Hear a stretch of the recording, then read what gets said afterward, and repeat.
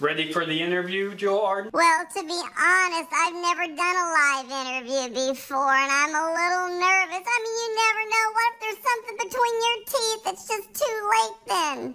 Don't worry, just take a deep breath. I'm sure you'll be... Wait, did you say live interview? You didn't tell me it would be live. That camera's not already broadcasting, is it? Well, hello everyone. This is your World War I roving reporter Jewel Arden again, and today we have a very special treat. Wait a minute, maybe treat's not the right word. We're actually broadcasting from a very unique location. If you can see behind me, you can probably already tell that it is a trench. But it's not just any trench. It's a German trench. Well, I'm here today with Dr. It's pronounced Annis. Oh, yes. Dr. Annis with the Evolving Warfighter. He is an education scholar that makes videos on military self-development. Thank you for being here today, Doctor. Thank you for that kind introduction. Well, let's just dive right in. Why should we study World War I? The one they call the Great War. It's a great question, Jewel. Studying World War I is still relevant because it's still having traumatic impacts on the world today. As Jewel stated earlier... Excuse me, but I don't want to be rude or anything, but it's Jewel Arden. Sorry. As Jewel Arden was saying, I make videos to help military leaders adapt on the modern battlefield. And I often go back to the World War I period just because the sheer amount of innovation and creativity that occurred on the battlefield.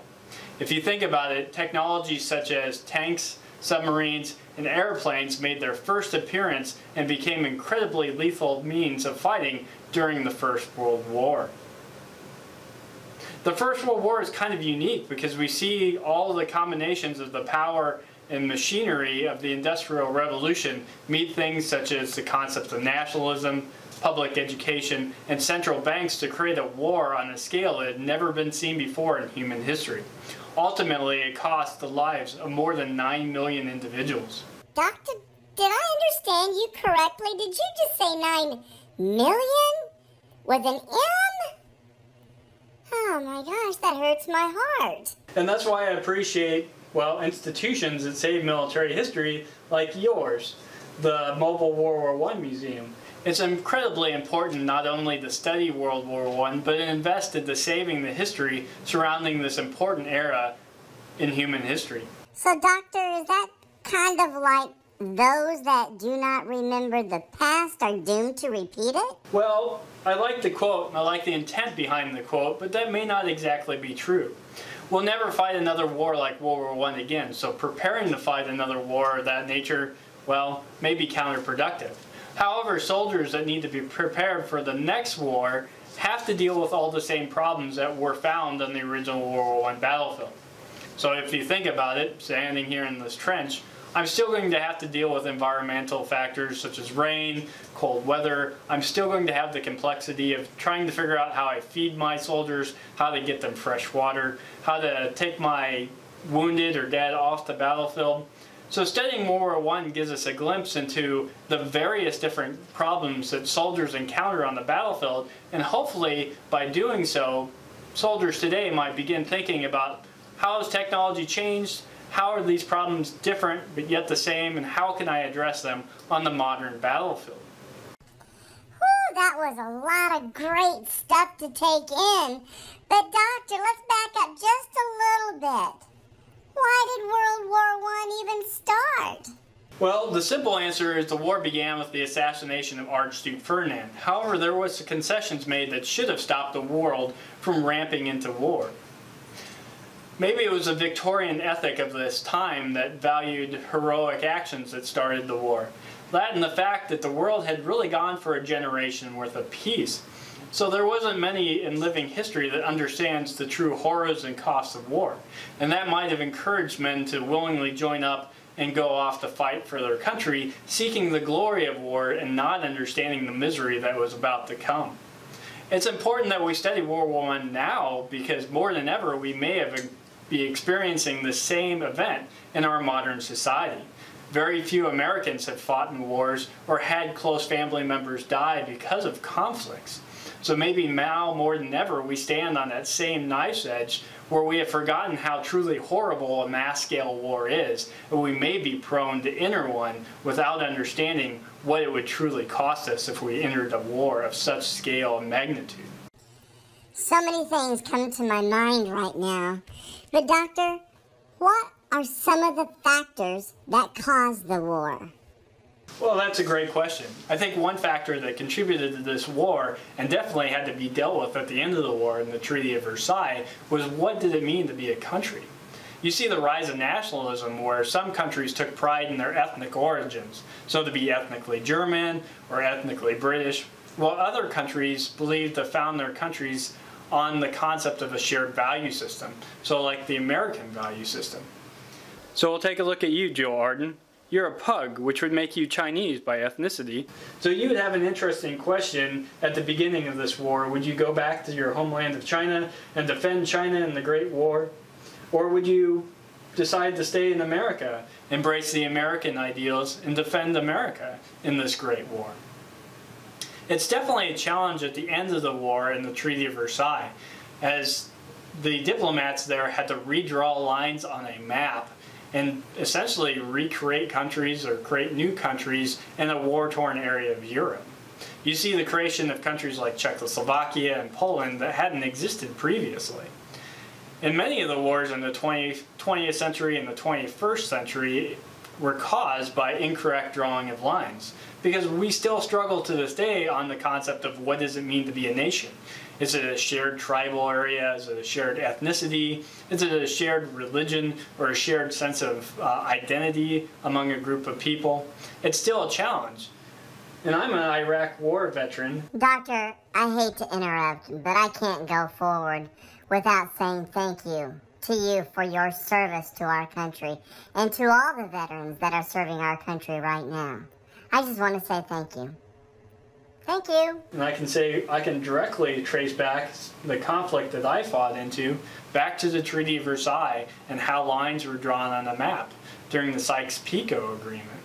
And I can also look back at other wars, say the Afghan War, and say that conflict may have started back at the Treaty of Versailles too, in the drawings of lines to create a country of Afghanistan that maybe the people living there have never had a sense of true nationalism because it was some foreigner drawing the lines and not them drawing it for themselves. You know, Doctor, I was wondering, is there any specific area that you like studying about in this war? Well, yes, I work in the field of military medicine, so I love studying this area.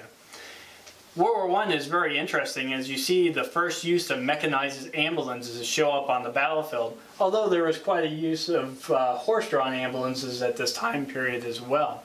You see the advancements in other areas like the X-ray arriving on the battlefield. Another interesting thing is this is the first battlefield that was harsh enough to cause psychological injuries in such numbers that it really perplexed providers on how to treat these injuries. You see the beginnings of the research into shell shock, or what we'd say now as post-traumatic stress, or maybe traumatic brain injuries appear on the battlefield. As we were just frankly unprepared to deal with these type of injuries, and it took us, well, the better part of a century to start becoming experts in understanding the true natures of these injuries. You know, the word war is such a tiny little three-letter word, but it carries so much horrificness. I don't even know if that's a real word. It is like everything good in the world just disappeared at that time. I know you're really fond of singing, Joel, which brings up the point is there was a tremendous amount of art actually created on the battlefield in World War I. I love seeing the beautiful trench art pieces made out of the brass from fired cartridges or artillery shells. There's also a number of famous authors that came out of this time period, whether it be poetry, like the British author Captain Sassoon, or actual works of literature and writings, such as the American Ernest Hemingway. So, as terrible as the First World War was, it inspired some really great men and women to go on and create amazing works of art to express their emotions that they encountered during this war.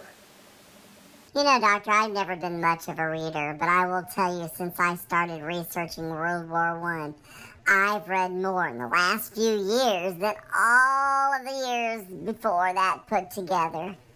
I got another question for you. Are there any forgotten heroes? I'm glad you brought that up, and I think animals are one of the biggest forgotten heroes during this war. While we've all seen pictures of the trucks on the battlefield, most of the logistics was supplied via horses and not by vehicles. It's quite remarkable the amount of horses that died during this war to provide soldiers with food and to haul big artillery pieces to the front. Also, dogs played a huge role in this war, either running and forwarding first aid supplies, finding wounded soldiers, or providing security for men. I believe you've done a video already on Sergeant Stubby and his role in the First World War. Well, I'm glad you mentioned that, Doctor. I think dogs got a bad rap. Did you know all the things the dogs did? Did you know that they put a spool on their back and make them run and run and run for miles and miles, spreading out that wire so they could talk on their silly telephones? Dogs just gotta... Oh, wait a minute. This isn't about me. I digress. There's also famous birds such as Cher Army that did amazing things to ferry your messages back and forth to direct artillery fire and save the lives of soldiers on the battlefield. It's quite remarkable. Well, Doctor, I just can't thank you enough for taking the time to sit down with me to do an interview today. You know, it just feels like we could talk all day about reasons to study World War I.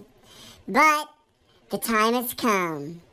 This pug has got a rug with his name on it. And if you know anything, they say you gotta be as snug as a pug in a rug. I don't know if anybody says that, but that's what I say, and I'm ready for my nap. Thank you. Well, before we go, let's not forget to tell the audience about the new YouTube channel made for Jewel Arden, where you can go out there and check out all the videos that Jewel's made in the past and see more of our interviews yet to come into the future. I'd also like to remind everyone to check out Dr. Annis's YouTube page, The Evolving Warfighter, one word, about World War I. Anyone interested in military self-development or military history will truthfully find them informative and entertaining. And remember, until next time, focus on your self-development so we can ensure that we can dominate the modern battlefield. Could I ask a favor for the next interview? Could you not sit on a box of explosives? A box of explosives? You didn't tell me that I was sitting on a... I'm sure there's something in my contract that says I can't sit on a box of explosives for an entire interview. Oh, we're going to be talking about this.